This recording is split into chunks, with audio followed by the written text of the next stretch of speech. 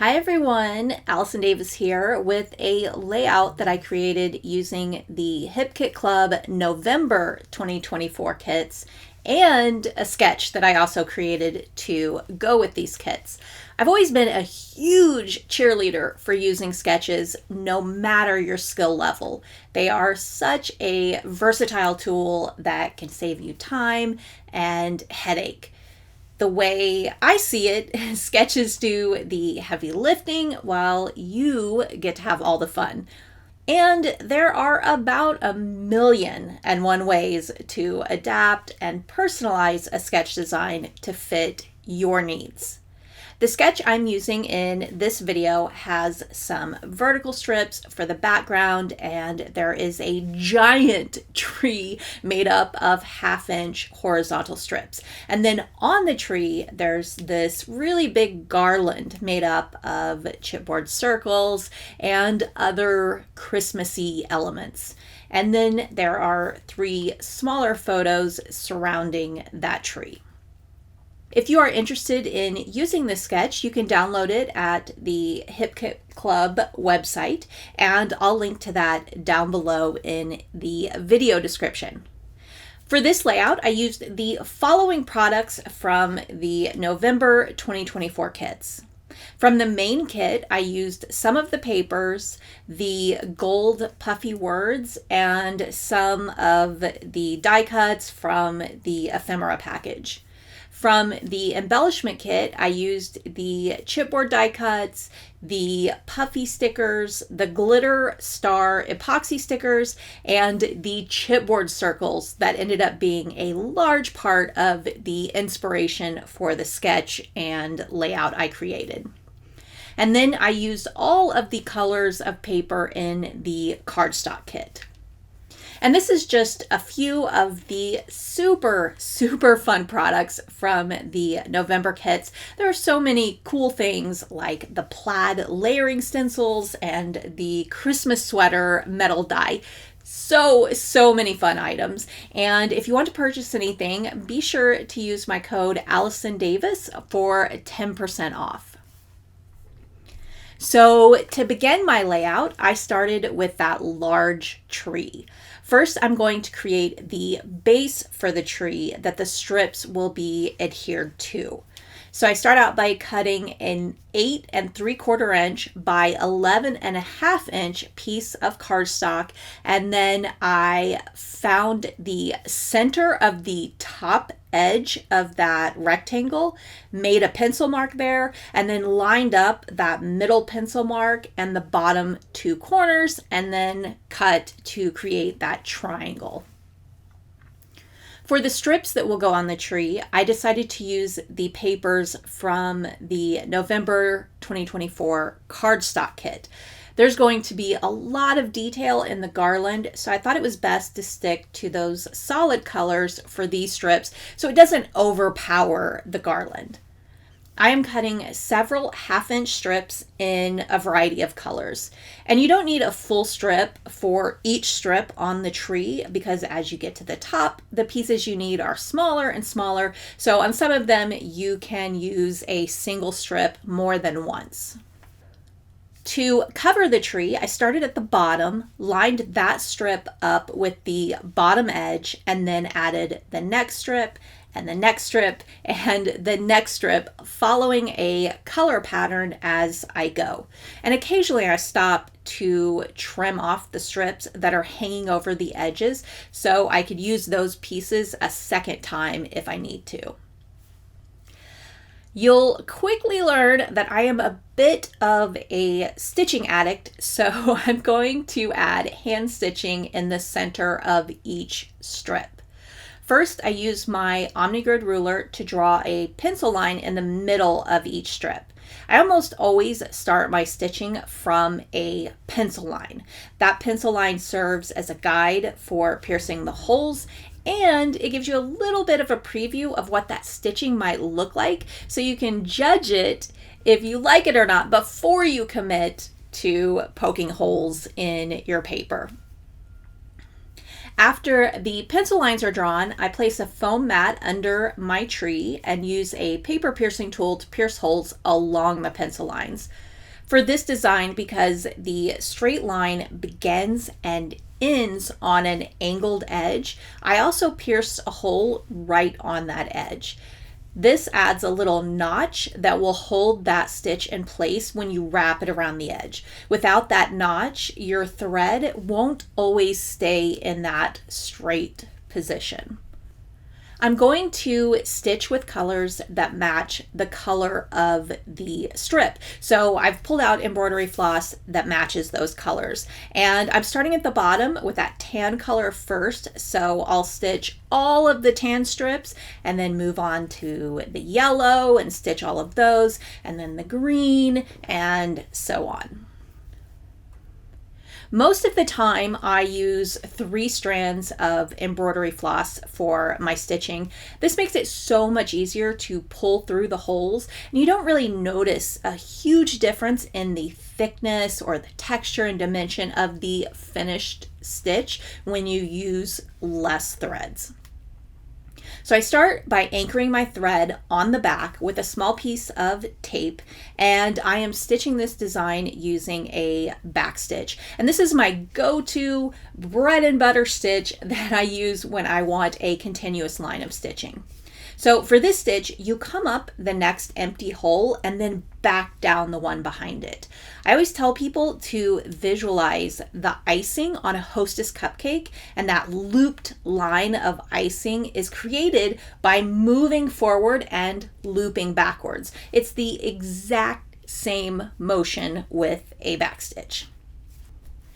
It's always so satisfying to watch a large stitch design come together, especially when it contains so many colors. The texture and dimension is always what gets me with stitching. I just love the look of it and seeing it come together stitch after stitch and color by color. So with the base of my tree done, I'm going to start putting the background design of the layout together. First, I am cutting an 8.5 by 12 inch piece of white cardstock that is going to serve as the background for the tree. Now in the beginning, I was going to use this green dotted paper from the November 2024 paper kit, but that changes in a little bit. I'm also cutting some of this reddish pink into strips and tearing the edge on one side. And these are going to be in place of the smaller vertical strips on the sketch. I loved the idea of giving those accent strips some texture and interest. So I ended up changing my mind for the green base of the layout and switched out for a white with green dots paper instead.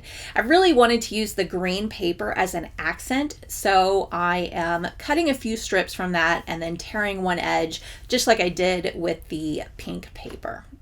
Next, I adhere the torn strips on the right edge about a 1/2 inch from the edge of the layout. And I layered them by adding the pink one first and then added the green one so that it's overlapped on top of the pink.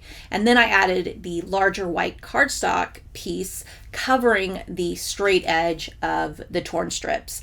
And then I added the pink and green torn strips on the left side as well, tucking them under that white cardstock. To add the tree, I am using foam adhesive. I love dimension on my layouts, so I tend to use a lot of foam adhesive. This tree is added to the center of that white cardstock with the bottom edge of the tree lined up with the bottom edge of the layout. So the main inspiration for this sketch and tree design came from these adorable chipboard circles from the Embellishment Kit. They felt like the perfect element to create a Christmas tree garland.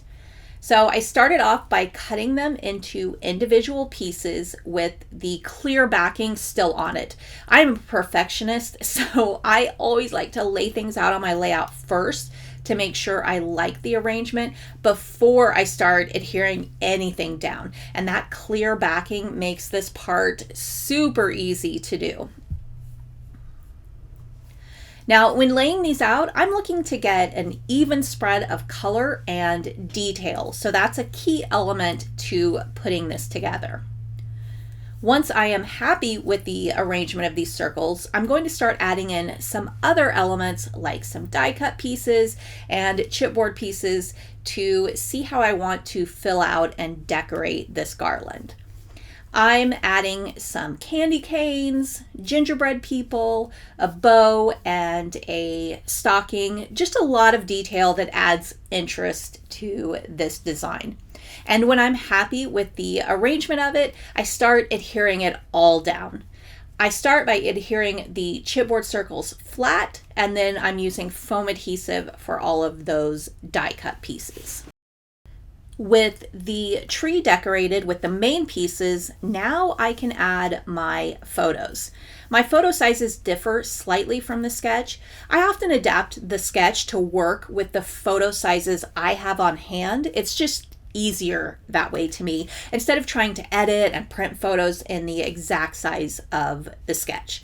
Now, there's nothing wrong with doing that. I just tend to grab a set of photos I already have printed that I want to use with the sketch, and in the words of Tim Gunn, I make it work. For my photos, I am using 3 2x3-inch photos, and I've added a white cardstock mat to each one. I am arranging them the same as the photos on the sketch, and I'm also going to add some chipboard frames to 2 of the photos. The next piece I'm adding is my title just below the photos. I'm using the chipboard word joy and adhering it with foam adhesive. Now I'm getting into adding the finishing touches on my layout. I love detail, especially small details, so I want to go in and add some to the layout. I start off with the garland, and I'm adding some of the gold puffy stickers. I'm mostly adding stars, and then I also added a puffy gingerbread tree to one of the circles. Every Christmas tree needs a topper, so I'm creating a flower cluster to go at the top of the tree. I used a flower sticker at the top and then added some leaves and berries that stick out from behind the flower. I also added some more gold stars to this piece. Then I added some phrase pieces above my title and another one by the photo on the right. I also decided that I wanted to add a hand-stitched border on the white cardstock background, so I got out my ruler and drew those lines so I could stitch that. Usually I would have done this earlier before I added so much to the layout, but most of the elements I have on here I could stitch around easily. They're large enough that you can stitch around, so this wasn't a big deal to add into the layout. One of the last details I add is my journaling. I typed my journaling with double spacing and then cut out each line in an individual strip. And this is typically my go-to for journaling. I love how you can wrap and customize the shape of your journaling to fit other elements on your layout. The very last detail I added were several puffy stars and circles and a few of the white star enamel pieces on that white cardstock background. And that completes my layout. I loved getting to create with these wonderful kits and products, and I know without a doubt you will too. They are simply gorgeous. So don't forget to go grab this sketch and some of the other ones I've created for other kits. And thank you so much for watching, and I'll see you next time.